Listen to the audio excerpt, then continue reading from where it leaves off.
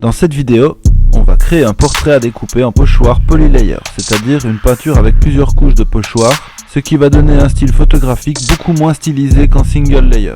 Le logiciel utilisé dans cette vidéo est Affinity Photo, qui est vraiment très similaire à Photoshop. Alors pour commencer, je vais sur internet pour trouver la photo que je veux transformer. Je copie cette photo et je retourne dans mon logiciel pour créer un document A4 qui est la taille du pochoir que je veux peindre. Je vais sur édition, coller. Avec l'outil déplacer, je la mets au bon format. Maintenant je vais ajouter 3 calques de réglage, un noir et blanc que je réglerai après. Je fais pareil avec un calque luminosité contraste que je réglerai aussi plus tard. En dernier, je crée un calque postérisé.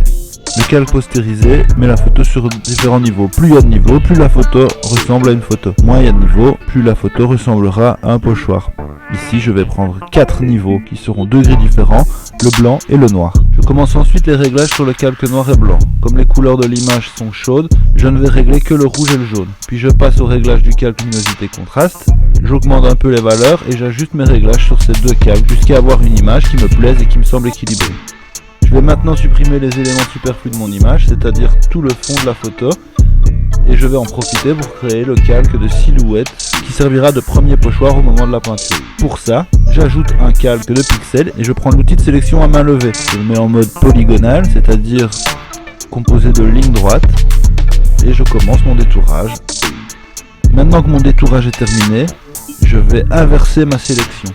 Et pour ça, je vais dans la barre supérieure et je clique sur sélectionner. Et puis je clique sur inverser la sélection de pixels.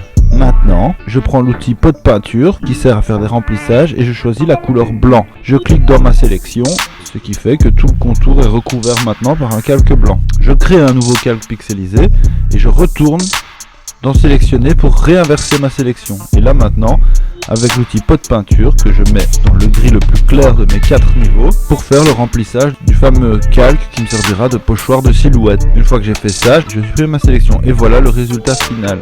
Maintenant il ne reste plus qu'une étape et on pourra passer à l'impression et aux découpes des pochoirs. Cette étape, c'est le placement des repères d'impression.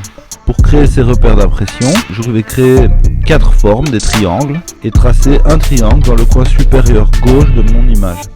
L'étape suivante consiste à dupliquer ce triangle 4 fois pour qu'il se retrouve dans les 4 coins de mon document.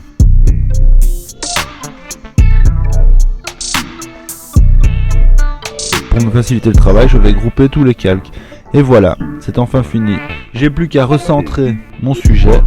Il suffira d'imprimer une fois le calque de silhouette et 3 fois l'autre calque, en gardant les repères d'impression à chaque fois. Bon, les étapes suivantes consisteront à imprimer, découper et peindre ces pochoirs.